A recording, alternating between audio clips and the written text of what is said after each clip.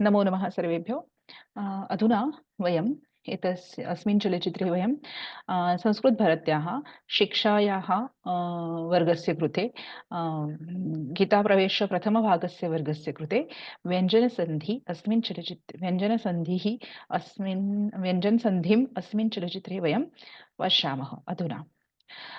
गते स्तरे परिचयवर्गे गीतासोपानस्य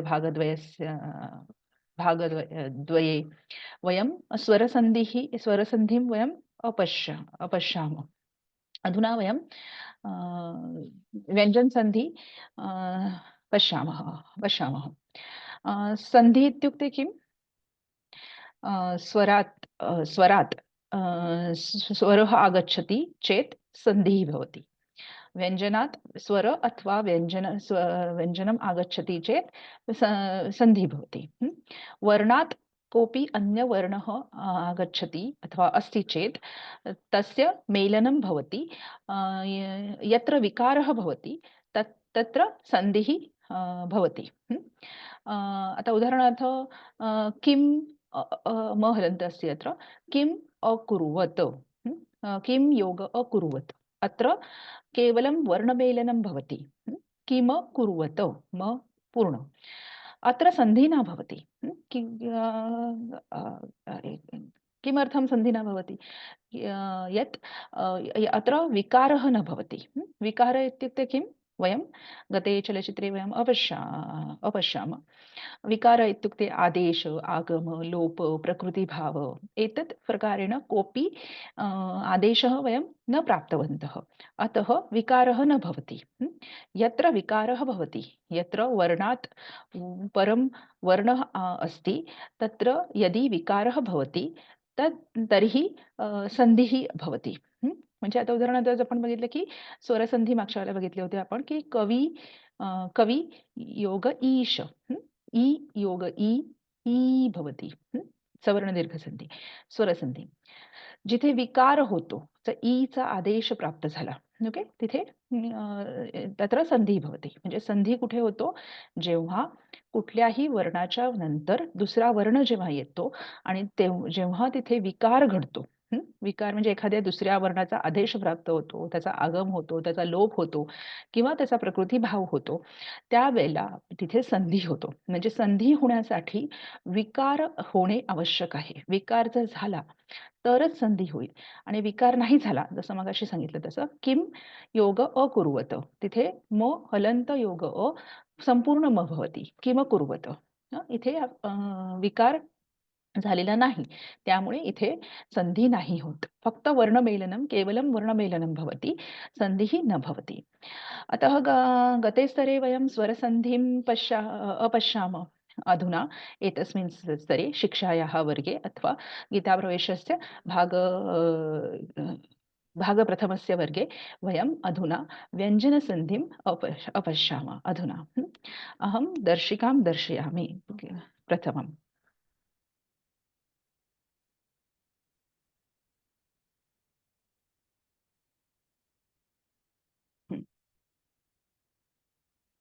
शिक्षायाः वर्गे अपि अस्ति संस्कृतभारत्यस्य भारत्याः शिक्षायाः वर्गे अपि सन्धिं सन्ति। गीताप्रवेशस्य प्रथमभागस्य वर्गे अपि स्तरे अपि व्यञ्जनसन्धिं सन्ति तत्र। अतः वयं पश्यामः। व्यंजनसंधी संधीचे किती प्रकार आहेत आधी पहिल्यांदा किंचित पुनस्मारणं अधुना अधुना कुर्मः। संधीचे 3 प्रकार आहेत।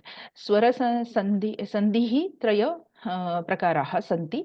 संधेः त्रय प्रकाराः सन्ति। स्वरसन्धि व्यञ्जनसन्धि विसर्गसन्धि। स्वरसन्धेः कति प्रकाराः सन्ति? 8 प्रकाराः सन्ति। दीर्घसन्धि सवर्ण दीर्घसन्धि गुणसन्धि वृद्धिसन्धि यडसन्धि अयादिसन्धि पूर्वरूप संधि पररूप संधि आणि प्रकृतिभाव संधि। हे स्वर एते सर्वे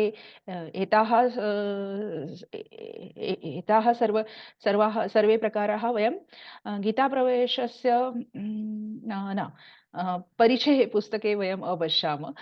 किन्तु गीतासोपानस्य गीतासोपानस्य वर्गे वयं न दृष्टवन्तः। किन्तु परिचयवर्गे शिक्षा संस्कृतभारत्याः परिचयवर्गे स्वरसन्धेः अस्माकं कृते तस्य पाठनम् अभवत्।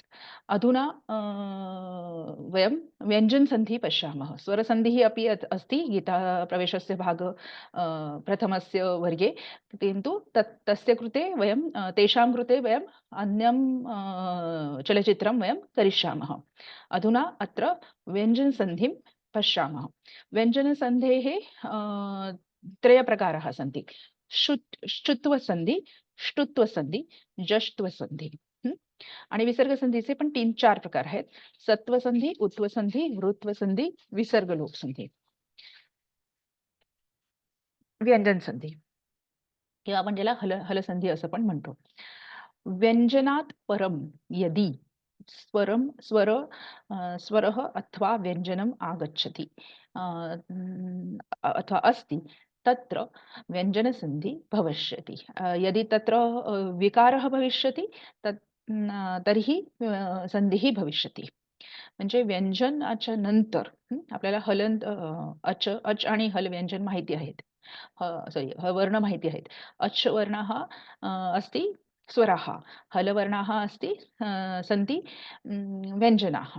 ओके, आपण मागच्या माहेश्वर सूत्रामध्ये ह्याच्यात आपण बघितलं होतं माहेश्वर सूत्राच्या व्हिडिओमध्ये की अच् म्हणजे सगळे स्वर, हल म्हणजे सगळे व्यंजन.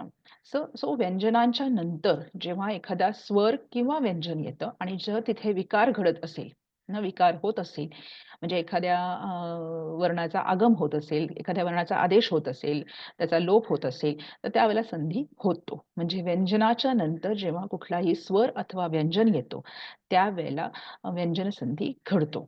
आता उदाहरणार्थ इथे काही उदाहरणं दिलेली आहेत की उत योग उल्लास उल्लास. आता त योग उ. ओके, आता इथे बघा मगाशी व्यंजन संधीची व्याख्या काय आहे की व्यंजनाच्या नंतर जेव्हा स्वर किंवा व्यंजन काहीही आलं तरी व्यंजन संधी होतं. ओके, सो उत योग त योग उ. ओके, उल्लास. तर आता त योग उ मध्ये त या म्हणजे व्यंजनानंतर उ हा स्वर आला आहे तर तिथे ल चा आदेश झालेला आहे. त्याच्यानंतर दुसऱ्या उदाहरणामध्ये आपण बघूया की अप योग जो. अप योग जो प या हल व्यंजनानंतर ज हे व्यंजन आलेलं आहे त्याचा अब्ज झालेला आहे. ओके, दिक योग गज. क या व्यंजनानंतर ग हे व्यंजन आलेलं आहे म्हणून ग चा आदेश झालेला आहे इथे त्याला दिग्गज असं म्हणतात. तर हे फक्त व्यंजन संधीची उदाहरणं आहेत. ह्याच्यात वेगवेगळे संधी आहेत. फक्त सांगायचं एवढंच आहे तात्पर्य की व्यंजनानंतर कुठलाही जेव्हा स्वर किंवा व्यंजन होतो तेव्हा काही वर्णांचा आदेश प्राप्त होतो, आगम होतो तेव्हा व्यंजन संधी बनतात. आता व्यंजन संधीचे 3 प्रकार आपण बघितले होते. श्रुत्व संधी, ष्टुत्व संधी आणि जष्ट्व संधी. आज आपण या व्हिडिओमध्ये फक्त श्रुत्व संधीच बघणार आहोत. श्रुत्व संधीचं सूत्र आहे स्तो श्चुनाष्टू. ओके, म्हणजे जेव्हा आता आपल्याला हे माहिती आहे की सकार आणि हां, आधी आपण याचं हे बघूया की जेव्हा जेव्हा स किंवा त वर्गानंतर जेव्हा श किंवा च वर्ग येतो त्यावेळेला त्याचं रूपांतर श आणि च वर्गाच्या क्रमशः म्हणजे वर्णांमध्ये होतं. हे त्याची व्याख्या आहे. आपण स्लोली बघूया एक वेळ. आपल्याला व्यंजनांचे वर्गीय व्यंजन माहिती आहे. त्याच्यामध्ये त्याचे कु, चू, टू, तू, पू असे 5 वर्ग पडतात. हेही आपल्याला माहिती आहे. ग्रुप्स असतात. क वर्गामध्ये क, ख, ग, घ, ङ. च वर्गामध्ये च, छ, छ, ज, ण. ओके, ते सगळं आपल्याला माहिती आहे. तो ष्टुत्व संधी स्तोहो श्चुनाष्टुः हे त्याचं सूत्र आहे. आता इथे काय होतं की जेव्हा सिंपल जर सांगायचं झालं तर स वर्गानंतर सकारानंतर जेव्हा शकार येतो म्हणजे उदाहरण आपण बघणार आहोत की सकारानंतर जेव्हा शकार येतो किंवा स नंतर जेव्हा श येतो तेव्हा तिथे शकार होतो. ओके,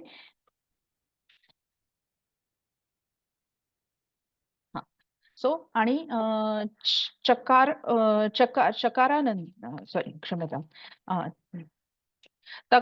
तकारानंतर जेव्हा चकार येतो तेव्हा क्रमशः चकाराच्या जे लेटर असेल च वर्गातलं ते तसंच सॉरी त वर्गातलं जे लेटर असेल तसंच च वर्गामध्ये होतं. म्हणजे उदाहरणार्थ आपण इथे खाली इथे दिलेलं आहे बघा. ओके. जेव्हा स योग श आला असेल, तर त्याचा शच होतो. आणि आता त वर्गामध्ये कुठली-कुठली लेटर येतात? त, थ, द, ध, न. ओके. आणि च वर्गामध्ये कुठली येतात? च, छ, ज, ज, झ, ङ. ओके. सो जेव्हा त वर्गानंतर जेव्हा च वर्ग येतो, ओके.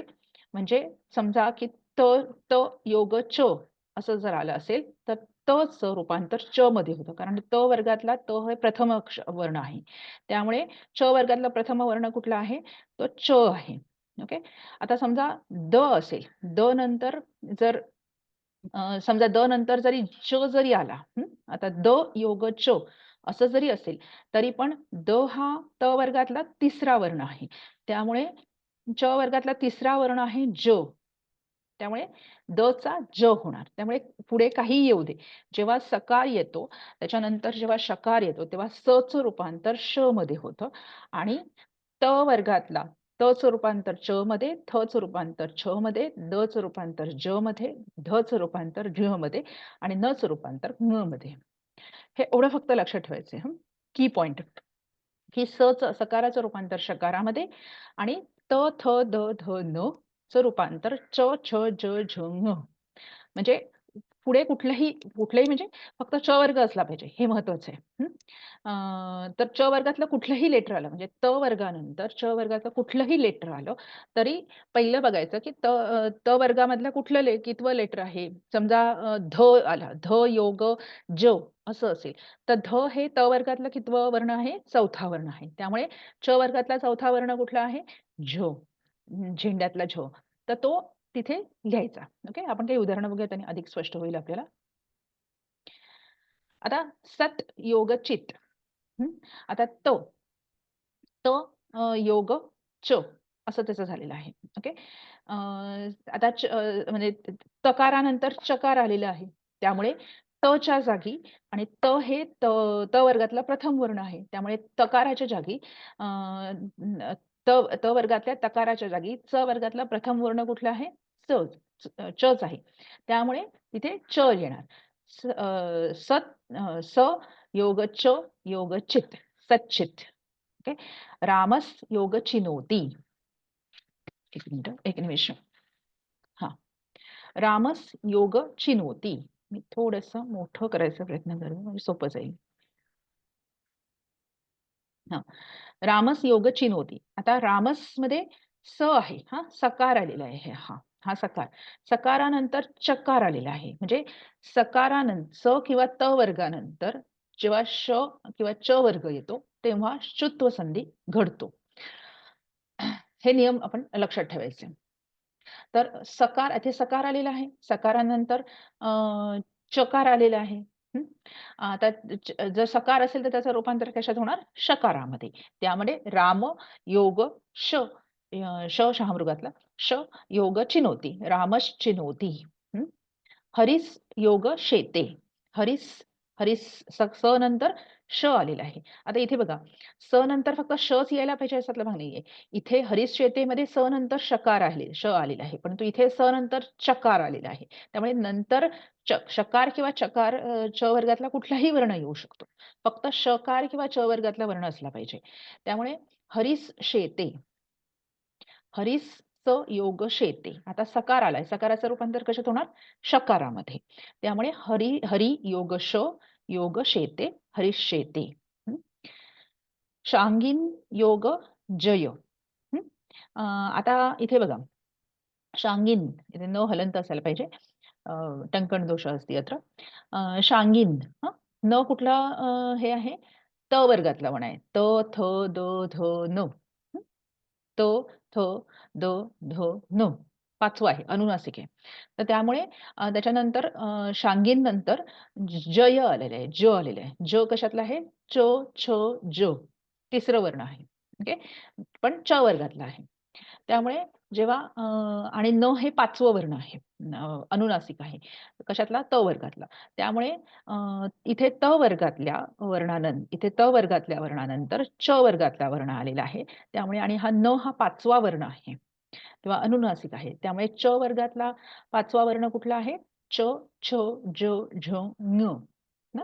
तर त्यामुळे न च्या जागी ङ होणार. त्यामुळे शांगिंग जय. शांगिंजय. ओके. रामश्चेत, रामश्च. आता स एक निमिष हां. आता रामस योग चो. आता इथे सकार आहे. सकाराचं रूपांतर कशात होतं? शकारामध्ये. त्यामुळे राम योग श योग च. हं. फक्त एवढंच बघायचं आहे, की सकार किंवा त वर्गानंतर जेव्हा शकार किंवा च वर्ग येतो, तेव्हा आपल्याला त्यातली वर्ण तेव्हा श्रुत्व संधी करायचा आहे. आता इथे सकार आहे. सकाराचं रूपांतर शकारामध्ये होणार. राम श राम योग श योग च रामश्च. आता उदाहरण पुढचं बघूया. कस योग चित. आता इथे सकार आहे. हं. आणि त्याच्यानंतर च वर्ग आलेला आहे. श किंवा च वर्ग यायला पाहिजे. स किंवा त वर्गानंतर श किंवा च वर्ग यायला पाहिजे. तर तेच कस योग चित रूपांतर सकार आलेलं आहे. सकाराचं रूपांतर कशात होणार? शकारामध्ये. त्यामुळे क योग श योग चित, कश्चित. म्हणजे फक्त हे जे आपण बघितलं की रामसमधला कसमधला शंगीनमधला न, हरीसमधला रामसमधला सतमधला त, ह्याच्या जागी नवीन वर्णांचे आदेश प्राप्त होत आहेत. पुढचे शब्द, पुढचा जो शब्द आहे ते तसेच राहतात. चित, चिनोती, शेते, जय त्याच्यात काही विकार घडत नाही. फक्त पहिल्या शब्दातले जे अंतिम वर्ण आहेत, त्याच्या जागी नवीन वर्णांचा आदेश प्राप्त होतोय. उद योग ज्वलः. उद द हे त वर्गातला वर्ण आहे आणि ज हे च वर्गातलं आहे. ओके. त्यामुळे आता द हे कितवं वर्ण आहे त वर्गातलं? त, थ, द. तिसरा वर्ण आहे. त्यामुळे च वर्गातला तिसरा वर्ण कुठला आहे? च, छ, ज. ओके. त्यामुळे इथे द च्या जागी ज चा आदेश प्राप्त होणार आहे. त्यामुळे योग ज योग ज्वलः. उज्ज्वलः. त वर्गातला म्हणजे जितका म्हणजे सॉरी त वर्गातला जे त्याचं म्हणजे स्थान असेल त्या वर्णाचं पहिला, दुसरा, तिसरा तसंच च वर्गातला दुसऱ्या, तिसऱ्या वर्णाने त्याला रिप्लेस करायचं आहे. आणखीन काही उदाहरण आपण बघूया.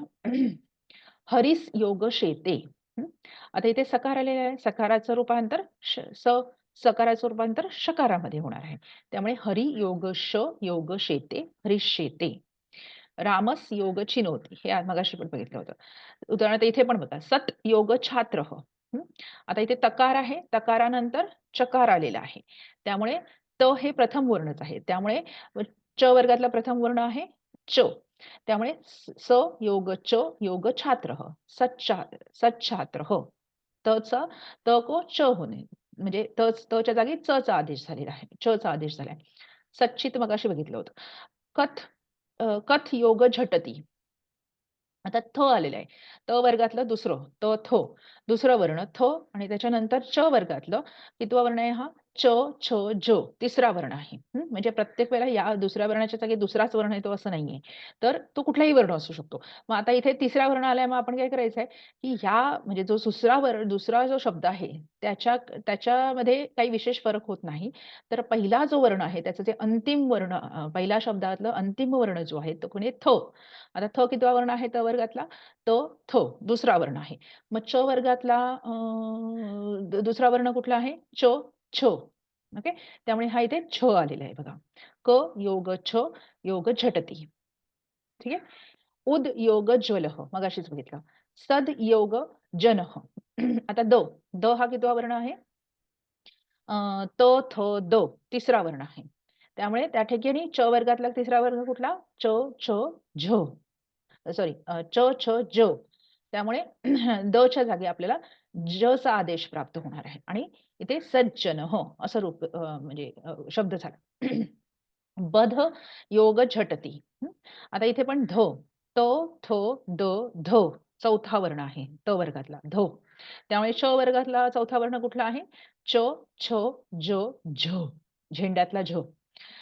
सो धच्या जागी आपल्याला इथे धच्या जागी धच्या जागी आपल्याला झ वापरायचा आहे. म्हणजे झचा आदेश प्राप्त होतो. ब योग झ योग झटिती. बद बज्झटती. त्याच्यानंतर बुध रिपीट झाले हे. शांगीन जय हे मगाशी बघितलं होतं. शत्रून जयती.